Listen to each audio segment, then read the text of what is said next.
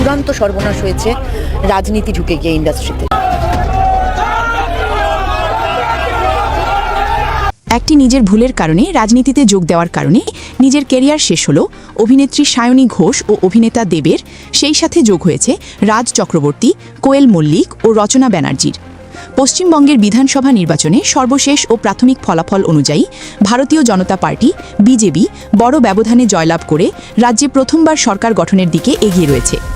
দর্শক, মমতা ব্যানার্জির মান সম্মান বলতে আর কিছুই রইল না। মমতা ব্যানার্জি যে শিল্পীদেরকে এতদিন আগলে রেখেছিলেন, সেই শিল্পীরাই আজকে তাকে জুতোর মালা পরাতে যাচ্ছে। শিল্পীদেরকে ডিম নিক্ষেপ করার কারণে তারা মমতা ব্যানার্জির উপর ক্ষেপে গিয়েছে। তারা বলছে, আমরা ভোলাবালা ছিলাম, আমাদের কোনো দোষ নাই, মমতা ব্যানার্জি আমাদেরকে জোর করে রাজনৈতিক মাঠে নিয়ে এসেছে, আর মানুষ তার কারণেই আমাদেরকে ডিম নিক্ষেপ করতেছে। আপনারা সকলে অবগত রয়েছেন যে কোয়েল মল্লিক এবং দেবকে মানুষ ডিম নিক্ষেপ করতেছে এবং সায়নী ঘোষকেও কিন্তু মানুষ ডিম নিক্ষেপ করতেছে। আর সেই কারণেই তারা মমতা ব্যানার্জির উপর চটেছেন এবং রেগে গিয়েছেন। দর্শক, এই বিষয়টি আপনারা কিভাবে দেখেন আমাদের কমেন্টস বক্সে লিখে জানাবেন। আমরা এখন এই বিষয়টির উপরে আপনাদেরকে একটি ভিডিও ফুটেজ দেখাবো, যেই ভিডিও ফুটেজটি দেখলে আপনার পায়ের তলার মাটি পর্যন্ত সরে যেতে পারে। সুতরাং না টেনে ভিডিওটি শুরু থেকে শেষ পর্যন্ত অবশ্যই দেখবেন। চলুন কথা না বাড়িয়ে আমরা মূল ভিডিওটি দেখে নিই। চূড়ান্ত সর্বনাশ হয়েছে রাজনীতি ঢুকে গিয়ে ইন্ডাস্ট্রিতে।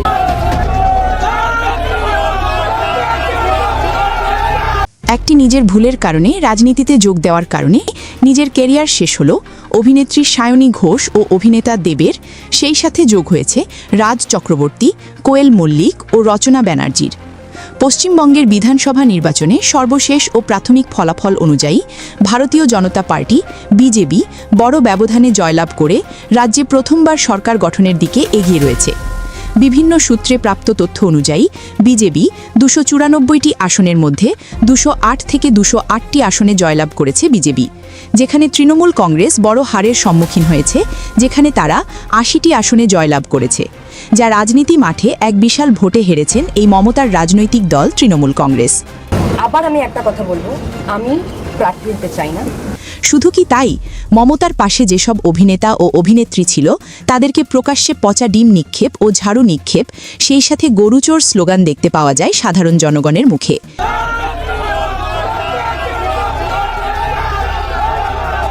যদি আমি গরুচোর হই তাহলে ইন্ডাস্ট্রি 90% অ্যাক্টর্স গরুচোর।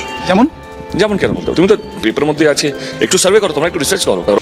এইসব অভিনেতা অভিনেত্রী কেউ বলছে, আমরা নিজে থেকে রাজনীতিতে আসিনি, আমাদেরকে মমতা দিদি রাজনীতিতে নিয়ে এসেছে। আসলে তো আমরা রাজনীতির কও বুঝি না। এই একটি বাক্য অভিনেতা দেবের মুখ থেকে বলার পরপরই এবার সোশ্যাল মিডিয়ায় ভাইরাল হয়। তবে এর কড়া জবাব দিয়েছেন টলিউডের একজন অভিনেতা। চলেন সেটি একটু দেখে আসা যাক। সেলিব্রিটি দেব ভালো অভিনেতা, সে নিয়ে আমার কোনো আপত্তির জায়গা নেই, কিন্তু দেবকে রাজনীতিবিদ হিসেবে শ্রদ্ধা করা যাবে না, কারণ পার্লামেন্টে ভুল কথা বলে এসেছে। পার্লামেন্টে বলেছেন যেটা আমার শেষ স্পিচ, তারপরে দিন আবার অভিষেক ব্যানার্জি মমতা ব্যানার্জির সাথে মিটিং করে আবার বলছেন চলে যাবো। এবার বলছেন রাজনীতি আমি বুঝি না, তাহলে করছেন কেন? আপনি একটা জিনিস বোঝেন না যে আপনি এমন একটা জায়গায় চেয়ারে বসে আছেন যেখানে আপনার হাত দিয়ে লেজিসলেশন পাস হয়, আপনার হাত দিয়ে পলিসি পাস হয়। পার্লামেন্টটা পৃথিবীর মানে আমাদের ভারতবর্ষের সব থেকে বড় এবং গুরুত্বপূর্ণ লেজিসলেটিভ বডি। আপনি সেইখানে একটা চেয়ারে বসে আছেন, আপনি কখনোই কথা বলতে পারেন না 2 বছর এবারে 2টো টার্ম এমপি হয়ে যাওয়ার পর যে আমি রাজনীতি বুঝি না। তাহলে যে জিনিস বোঝেন না ছেড়ে দেওয়া উচিত। আমি চিকিৎসা বুঝি না, আমি যদি এখন মেডিকেল কলেজে গিয়ে বলি আমাকে ওপেন হার্ট সার্জারি করতে দেবেন, আমি তারপর রোগী মরে গেল, আমি বললাম না আমি তো ডাক্তারিটা বুঝি না মশাই, তেমনি করে ফেলেছি। তো এটা কি ইয়ার্কি ফাজলামি আপনারা শুরু করেছেন নাকি? জানেন না তাহলে করছেন কেন? বারবার করে টিকিট নিচ্ছেন, দাঁড়াচ্ছেন মানুষের। শুধু কি তাই, এইসব চলচ্চিত্র অভিনেতা ও অভিনেত্রীরা রাজনীতির মাঠে এসে নিজের কেরিয়ার শেষ করেছে বলে দাবি অনেকের। একটাবার চিন্তা করে দেখুন তো, দেব, কোয়েল, রচনা ব্যানার্জি থেকে শুরু করে সোহম চক্রবর্তী এবং রাজ চক্রবর্তী মতো ডিরেক্টররা এই রাজনীতির মাঠে আসলে তাদের কাজটাই বাকি। তারা দর্শকে যেভাবে পাগলু ও আওয়ারার মতো সিনেমা এবং সকাল সন্ধ্যা প্রসেনজিৎ ব্যানার্জির মতো সিনেমার তারকারা এই রাজনীতি এসে টলিউডের সিনেমা ইন্ডাস্ট্রির 12টা বাজিয়ে দিয়েছে। এখন বলেন তো, টলিগঞ্জে কি নায়কের অভাব রয়েছে নাকি নায়িকার অভাব রয়েছে? যদি অভাব নাই থাকে তাহলে তারা ভালো মানের সিনেমা দর্শকে উপহার দিতে পারছে না কেন? এই প্রশ্ন আপনাদের মাঝে রেখে গেলাম। একটি পরিচালক পারে একটি দেশের সিনেমা ইন্ডাস্ট্রির মোড় ঘুরিয়ে দিতে, যেমনটি দিয়েছেন তামিল সিনেমায় বাহুবলী সিনেমার পরিচালক, জনপ্রিয় তেলুগু চলচ্চিত্র নির্মাতা এস রাজামৌলি। তিনি বাহুবলী করার পরপরই তামিল সিনেমার ইতিহাস পাল্টাতে এই পরিচালকের বিশাল অবদান রয়েছে। কিন্তু এদিকে টলিউডের সিনেমা ইন্ডাস্ট্রি এবার ধ্বংসের পথে চলে যাওয়ার আসল কারণ এই রাজনীতি। তৃণমূল কংগ্রেসের বিশাল ভোটে হার মেনে অভিনেত্রী সায়নী ঘোষ সোশ্যাল মিডিয়ায় বলেন, আমি বিনীতভাবে পশ্চিমবঙ্গের জনগণের রায়কে ভারতীয় জনতা পার্টির পক্ষে গ্রহণ করছি। আমাদের পাশে দাঁড়ানো পশ্চিমবঙ্গের মা, মাটি, মানুষকে ধন্যবাদ জানাই। সামাজিক যোগাযোগ মাধ্যম এক্সে দেওয়া পোস্টে তিনি আরও লেখেন, আমি কৃতজ্ঞ সেই সকল মানুষের প্রতি যারা আমাদের সঙ্গে ছিলেন। একজন নির্বাচিত প্রতিনিধি হিসেবে আমি যাদবপুর লোকসভা কেন্দ্রের মানুষের সেবা করতে প্রতিশ্রুতবদ্ধ থাকব। ভয়হীন মন ও উচ্চ শিরে আমি আমার নেতা মমতা দিদির পাশে দাঁড়িয়ে থাকব এবং গণতন্ত্র ও দেশের ঐক্য রক্ষার লড়াই চালিয়ে যাব। তিনি আরও অভিযোগ করেন, আমরা দল হিসেবে সব প্রতিকূলতার বিরুদ্ধে লড়েছি। কেন্দ্রীয় সংস্থার চাপ থেকে শুরু করে নীরব ও অদৃশ্য চুরচিপি, অর্থনৈতিক অবরোধ, মিডিয়া ট্রায়াল, গ্রেপ্তার ও মিথ্যা মামলার মুখোমুখি হয়েছি। তৃণমূল সাংসদের মতে এই লড়াই ভবিষ্যতে আরও কঠিন ও তীব্র হবে। তৃণমূল কংগ্রেস পশ্চিমবঙ্গ এবং দেশের মানুষের অধিকার রক্ষার লড়াই চালিয়ে যাবে। পশ্চিমবঙ্গ বিধানসভা নির্বাচনে বিজেপির নিরঙ্কুশ জয়ের ফলে রাজ্যে টানা 15 বছরের তৃণমূল শাসনের অবসান ঘটেছে। 294 সদস্যের বিধানসভায় সংখ্যাগরিষ্ঠতার জন্য প্রয়োজন 196টি আসন। ঘোষিত ফল অনুযায়ী বিজেপি 206টি আসন পেয়েছে। তৃণমূল কংগ্রেস 81টি আসন, কংগ্রেস 2টি, সিপিআইএম 1টি এবং অন্যান্য দল মিলিয়ে কয়েকটি আসন পেয়েছে। ভোট শতাংশের হিসাবেও বিজেপি এগিয়ে রয়েছে।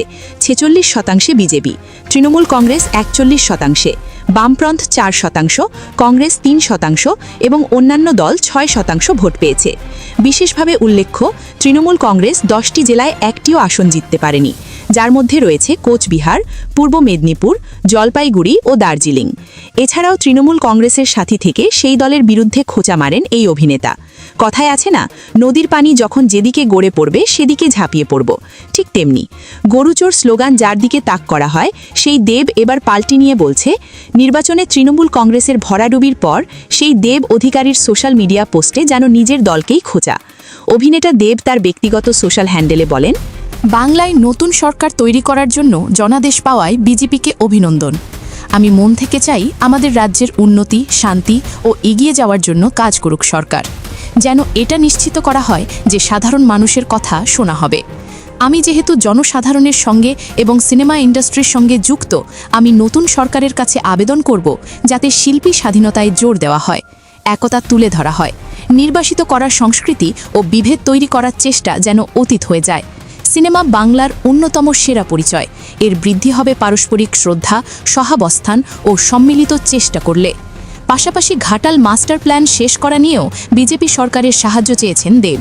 তবে বিশ্লেষকরা দাবি করেন, এই অভিনেতা দেব এমনও হতে পারে তৃণমূল কংগ্রেস থেকে পদত্যাগ করে বিজেপিতে যোগ দিতেও কিন্তু পারে, যা গুঞ্জন রটেছে সোশ্যাল মিডিয়ায়। এরা কখন কোথায় পাল্টি খায় তা আসলে বলা যায় না। পানির স্রোত আসলে যেদিকে যায়, এরাও কিন্তু সেদিকে যায় বলে জানান রাজনৈতিক বিশ্লেষক। দেব আরও লিখেছেন, আমি নতুন সরকারের কাছে ঘাটাল মাস্টার প্ল্যান শেষ করার জন্য সমর্থন ও সহযোগিতা চাইব। দীর্ঘদিনের স্বপ্ন, ঘাটালের মানুষের প্রয়োজন রাজনীতির বাইরে, এটা জীবন বাঁচানোর জন্য, জীবিকা বাঁচানোর জন্য এবং ঘাটালের মানুষের যে ভবিষ্যৎ প্রাপ্য সেই ভবিষ্যৎ দেওয়ার জন্য। এবং যারা আমাকে নির্বাচনীয় প্রচারণায় অপমান করে গরু চোর বলে স্লোগান দিয়েছেন, তাদের বিচার উপরওয়ালা করবে বলে জানান এই অভিনেতা। এছাড়াও তৃণমূল কংগ্রেসের এই ভরাডুবির পর মিডিয়ার সামনে দেখা যায়, রাজ চক্রবর্তী গায়ে কাদা নিক্ষেপ করা হলে এই অপমান সহ্য না করতে পেরে তার স্ত্রী সন্তানকে নিয়ে তিনি দেশের বাইরে চলে যান, যা একটি ভিডিওতে দেখা গিয়েছে। এছাড়াও তৃণমূল কংগ্রেসের নির্বাচনে হেরে যাওয়ার পর যেসব অভিনেতা অভিনেত্রীরা বিজেপির মতো দল করেন, তারা এবার তৃণমূল কংগ্রেসের নেতাকর্মীদেরকে উদ্দেশ্য করে প্রকাশ্যে অপমানজনক বিশুদ্ধ ফোরগ মন্তব্য করেন। দেব বলেছিল যে হিরণের ফিল্ম কেরিয়ার শেষ, ঘাটালে হেরে যাওয়ার পরে হিরণের রাজনৈতিক কেরিয়ারও শেষ হয়ে যাবে। টলিউডে তো সবচেয়ে বড় ব্যান্ড আমি। পরিশেষে বলতেই চাই, ক্ষমতা আসলে সারা জীবনের জন্য নয়, কিন্তু একটি ফিল্ম ইন্ডাস্ট্রি শেষ করার পেছনে রাজনীতিই যথেষ্ট। সো প্রাণপ্রিয় ভিউয়ার্স, পশ্চিমবঙ্গের বিধানসভা নির্বাচনে বিজেপির বিপুল ভোটে জিতে যাওয়াকে কেন্দ্র করে তৃণমূল কংগ্রেস কি তাহলে এতদিন জনগণের সাথে অবিচার করে এসেছে? তাই কি এবার তৃণমূল কংগ্রেসের মতো দলের 15 বছরের শাসনকে ইতি টেনে বিজেপিকে এবার সরকার গঠনে সাহায্য করেছে পশ্চিমবঙ্গের সাধারণ মানুষ? পশ্চিমবঙ্গের সাধারণ মানুষ বিজেপিকে জয়ের ধ্বনি হাতে দিয়ে কি সত্যি ঠিক করেছে নাকি ভুল করেছেন? এই বিষয়ে জানিয়ে দিন আপনাদের মূল্যবান মতামত। প্রিয় দর্শক, নিশ্চয়ই দেখেছেন। কি মনে হয়েছে আপনাদের কাছে আমাদের কমেন্টস বক্সের ঘরে অবশ্যই লিখে জানাবেন, এবং আমাদের আজকের এই ভিডিও আপনাদের কাছে ভালো লাগলে ভিডিওতে একটি লাইক দিবেন, শেয়ার করে অন্যদেরকে দেখার সুযোগ করে দিবেন, এবং আপনি আমাদের এই চ্যানেলে নতুন দর্শক হয়ে থাকলে চ্যানেলটি সাবস্ক্রাইব করবেন। আমরা প্রতিনিয়ত এরকম ভাইরাল টপিকগুলো সবার আগে আপনাদেরকে দেখানোর চেষ্টা করি। তাই আপনি যদি এই টপিক দেখতে ইন্টারেস্টেড হন তাহলে আমাদের সঙ্গে যুক্ত থাকতে পারেন, চ্যানেলটি সাবস্ক্রাইব করে পাশে থাকতে পারেন, তাহলে লেটেস্ট আপডেট ভিডিওগুলো সবার আগে আপনি পেয়ে যাবেন। আর আপনি যদি অলরেডি সাবস্ক্রাইব করেন, আপনাকে আমি অসংখ্য অসংখ্য ধন্যবাদ জানাই। দর্শক শ্রোতা, মমতা ব্যানার্জি এবং শুভেন্দু অধিকারীর পশ্চিমবঙ্গের নির্বাচনকে ঘিরে যত ধরনের লেটেস্ট নিউজ বের হবে সবগুলো কিন্তু সবার আগে আমাদের চ্যানেলে পেয়ে যাবেন। তাই সাবস্ক্রাইব করে সঙ্গে থাকুন, ইনশাআল্লাহ আপনারা নিরাশ হবেন না বলে আমার বিশ্বাস।